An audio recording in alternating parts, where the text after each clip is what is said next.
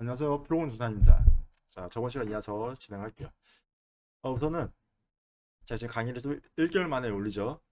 이게 중간에 쇼츠도 하나 올리긴 했는데 혹시라도 제가 좀 강의가 중간에 안 올라오면은 저희 카페 있잖아요. 커뮤니티. 거기 오셔가지고 학습을 이어가시면 돼요. 거기서는 제가 계속 확인을 하기 때문에 학습하는 데 도움을 드리고 있습니다. 자, 그리고 이거 이어서 진행을 할 건데 우선은 저희가 문서 같은 거 다 훑어봤기 때문에 이 밑에 있는 거 좀 세부적으로 본다고 했어요. 근데 마침 제가 오프라인에서 강의나 세미나 할 때 쓰던 자료가 있어요. 그 자료에 일부러 좀 가지고 와서 여기랑 좀 코딩 이어가면서 같이 보도록 할게요. 그리고 여기서는 코딩 기초를 알려주진 않아요. 왜냐하면은 어, 프로그래머사 채널에 오시면은 많아요. 파이썬 관련된 내용이 너무 많아요. 그래서 특히 이왕 파이썬 기초 배우는 거 증권이랑 같이 배우면 좋잖아요. 그래서 이런 강의들 월강부터 식강까지는 완전 파이썬만 가르치는데 증권 내용을 좀 섞으니까 배우기 재밌을 거예요. 그래서 그 앞부분만 보셔도 되고 아니면 끝까지 보시고 넘어오셔도 좋습니다.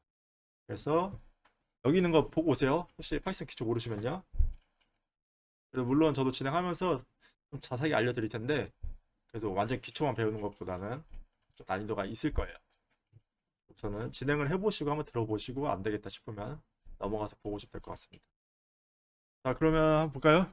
음, 밑에 있는 건데 우선은 헤더나 뭐 파라미터 이런 거 일단 코딩으로 보기 전에 간단하게 또 보고 갈게요.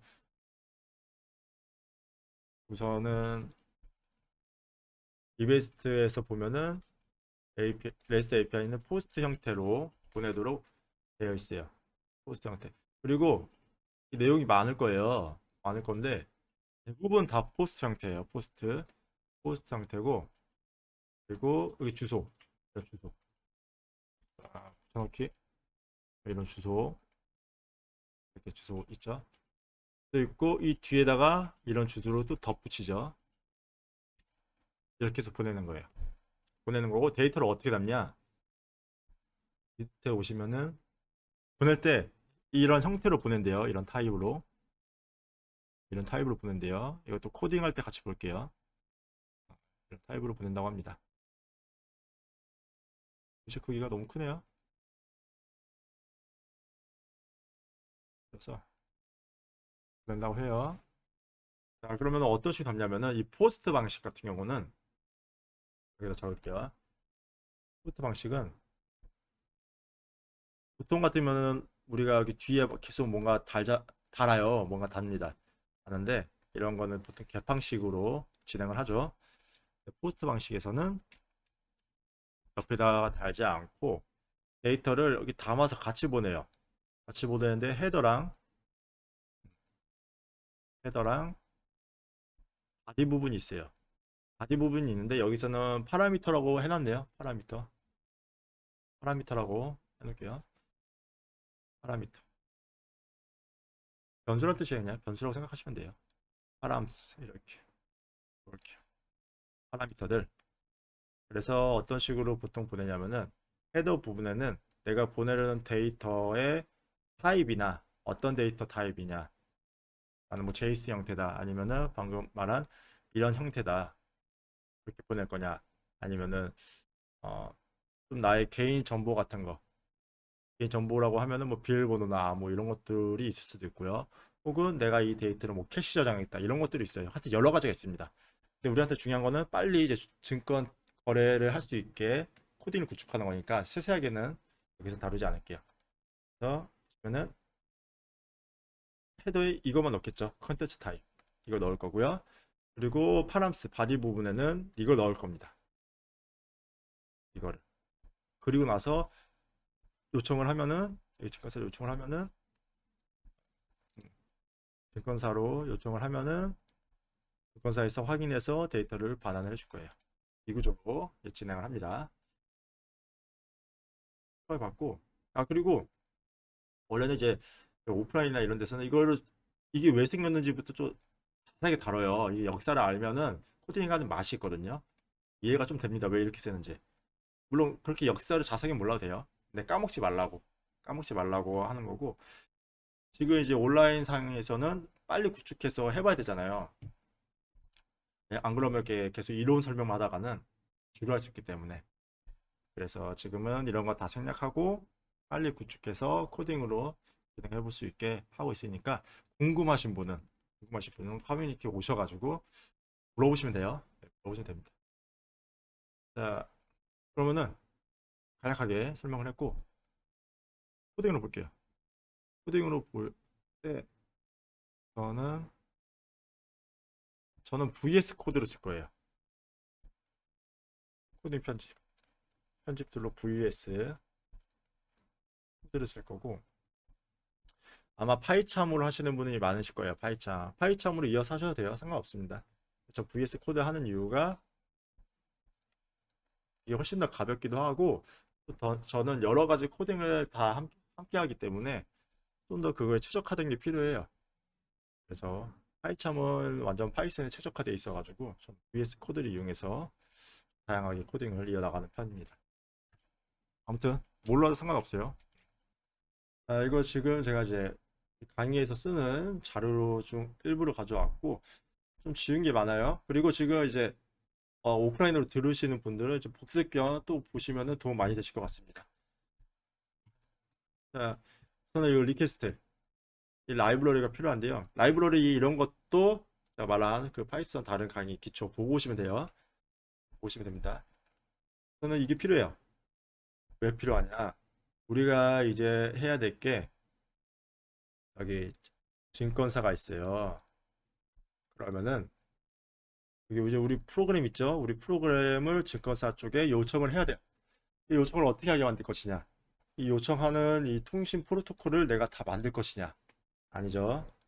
우리는 가져다 쓸 거예요. 그렇기 때문에 여기 리퀘스트라는 라이브러리가 사용하기 편해요. 예, 사용하기 쉽고 편리합니다. 이거를 활용을 할 거예요. 그래서 로그인 하는 것만 구현을 해봐야겠죠. 자, 지우고 그래서 이 코드를 한번 보도록 할게요.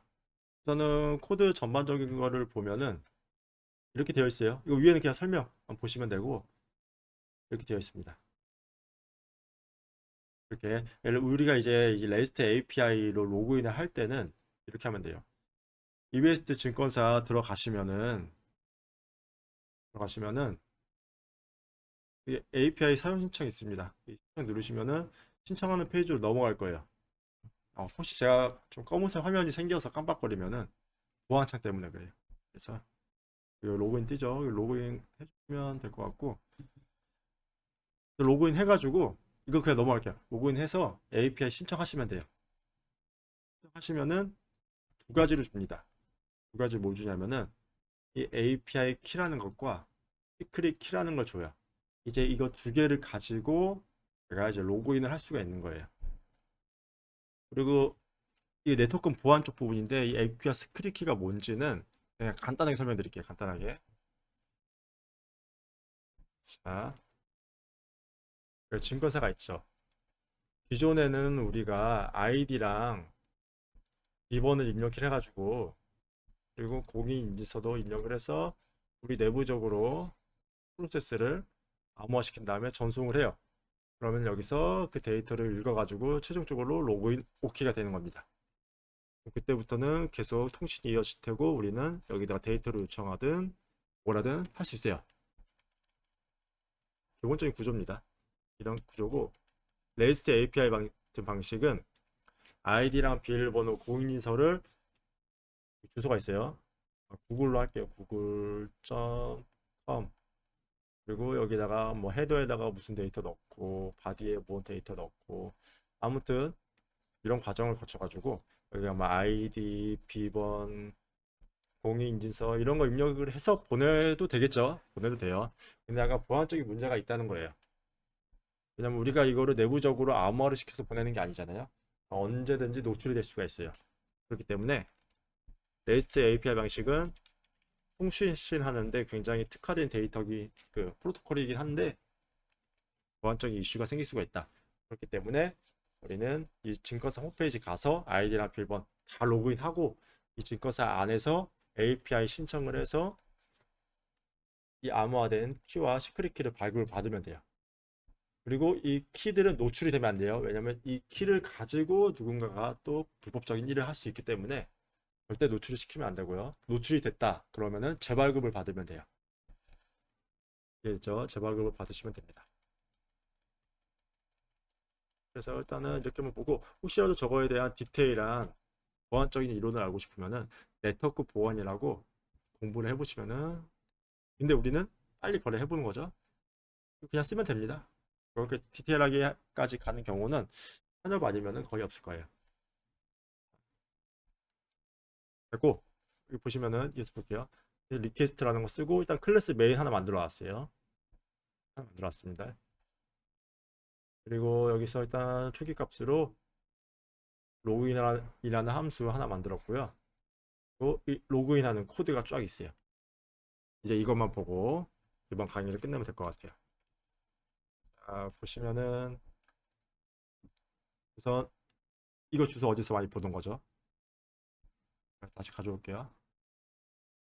그러면은 또 지금 접근 토큰 발급받는 거예요.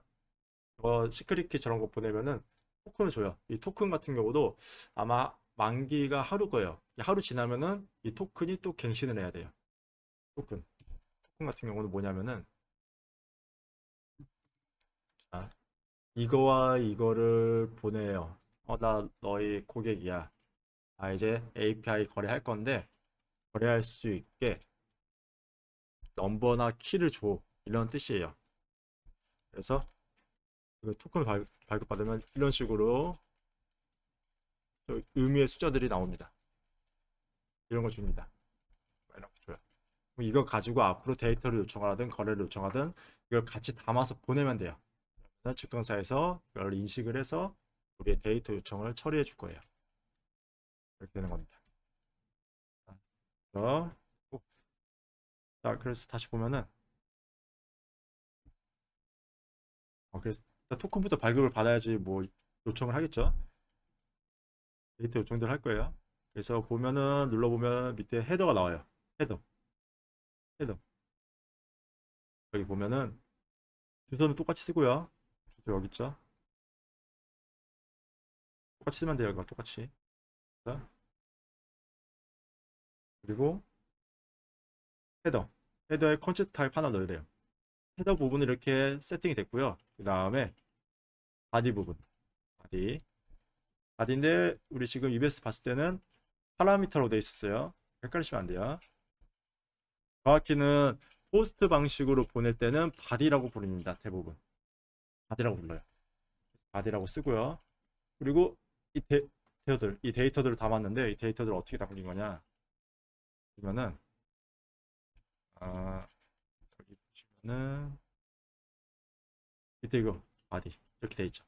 그래서 이거 4개 똑같이 넣어준 거예요. 넣어준 거고 뭐 한글 명은 이런 식으로 담겨져 있고 이걸 고정하래요. 이렇게 똑같이 쓴 거예요. 고정하래서 머리 위가 바짝거리네요. 자, 고정하래서 똑같이 쓴 거고요. 그리고 앱키랑 시크릿 키 있죠. 발급받은 거 넣으시면 돼요. 저는 아무거나 넣었어요. 넣으시면 됩니다. 그리고 스코프 OBB라고 넣으래요. OBB. 가끔씩 이런 디테일한 것도 궁금하신 분들이 계세요. 저도 그랬거든요. 일단은 찾아봐도 안 나오긴 해요. 안 나오긴 해서 우선은 우리들이 쓰는 게 있고 아마 증권사에서도 사용하는 게 따로 있나 봐요. 그래서 일단 이렇게 고정하라고 해놓은 것 같아요. 그런 내피셜입니다. 그래서 이런 식으로 하면 된다. 적었죠. 그리고 밑에 포스트 방식이니까 포스트라고 적을게요. 이거는 여기 위에 임포트 부분 보이시죠? 그걸로 보시면 되고 참고로 이거는 제가 임포트 부분에 대해서 한 가지 말씀드릴게요. 일단은 배운 대로 쓰면 돼요. 배운 대로. 뭐 임포트 또 써가지고 뭐 리퀘스트 이런 식으로 써도 돼요. 쓰고 혹은 이름을 지어주고 싶다. 그럼 RQ 줄여서 써도 되고요. as 붙여서 이거 가져다 쓰면 되겠죠. 이렇게 쓰는 방식이 있고 그리고 이것처럼 프롬 그리고 이 라이브러리에서 디폴트 이것만 가져오겠다라고 써도 돼요. 두 개의 차이점은 그거예요. 우선은 이 리퀘스트를 열어보면은 그냥 여담으로 한번 들어보세요. 열어보면은 뭔가 많아요. 좀 많습니다. 이 중에 좀 필요한 클래스만 가져와서 쓰는 거예요. 클래스든 뭐 함수든. 그러면은 나중에 실행을 할 때 딱 그 데이터 값만 읽겠죠. 용량이 좀 경량화가 되겠죠. 근데 그게 아니라 전체를 다 가져오겠다 막 이렇게 import request.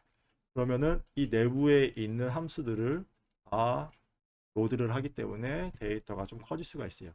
하지만 우리가 작업하는 데는 그렇게 신경을 안 써도 된다. 그냥 편한 걸로 쓰세요. 이렇게 저는 이걸로 쓸게요. 그래서 포스트 넣고 이거 잘 보시면은 마우스 대거나 컨트롤 키 눌러서 맥북 쓰는 사람은 다르겠죠. 아무튼 여기 눌러서 넘어가면은 안에 내용이 쭉 나와요. 쭉 나오고 여기 안에 타입이 이렇게 지정이 되어 있는 거예요. 우리 이걸 그대로 쓰는 거예요. 그대로 쓰는 겁니다. 그래서 그거에 맞춰서 URL 넣고 헤더 부분에는 헤더 값 넣고 데이터래요. 데이터 부분 바디를 데이터 부분에 넣으면 돼요. 이렇게 넣어서 요청을 하면 됩니다. 여기까지 뭐 심플하죠. 하면은 답변이 올 거예요. 답변이 올 거고 거기서 어센스 토큰만 꺼내 오겠다라는 거예요. 이해되시나요? 이 부분을 제가 좀 설명을 드릴게요. 이게 답변이 이렇게 오면은 이거를 나중에 보면은 이런 식으로 돼 있을 거예요. 결과 1 데이터가 막 들어가 있고 결과 2 데이터가 막 들어가 있어요. 이런 식으로. 근데 그 중에 어세스 토큰이라는 데이터가 있을 거고 여기에 나의 토큰이 있을 거예요. 그렇죠? 이렇게 가져온 것 중에 그냥 바로 저는 꺼낸 거예요. 이렇게. 그러면은 결국에는 이것만 꺼내오겠죠. 이것만 여기다 적을까요? 이렇게 꺼내오는 거예요. 이것만 꺼내오려고 하는 거예요. 그렇죠? 이렇게 리턴. 자, 그러면은 이렇게 진행을 하면은 제가 프린트 적어놨어요. 적금기 확인이라고 적어놨습니다. 그렇게 확인을 하면은 이제 결과가 어떻게 나오냐 한번 실행해보세요. 실행해보고 참고로 이거 없으신 분은 파이프 인스톨 하셔가지고 리퀘스트스 이거 다운받는 거 아시죠? 이거 여기다 하는 게 아니라 터미널 있죠? 터미널 파이참 쓰시는 분들 뭐 아실 거예요. 그거 배우고 오신 거니까요. 아니면은 이거 쓰신 분은 여기 터미널에다가 파이프 인스톨 리퀘스트스 해가지고 설치하시면 돼요. 머리가 계속 이렇게 해서 실행하면은 답변이 어떤 식으로 오냐 그 문서에 보시면은 응답 부분이 있어요. 응답에 뭐 이런 게 데이터가 나오나 봐요.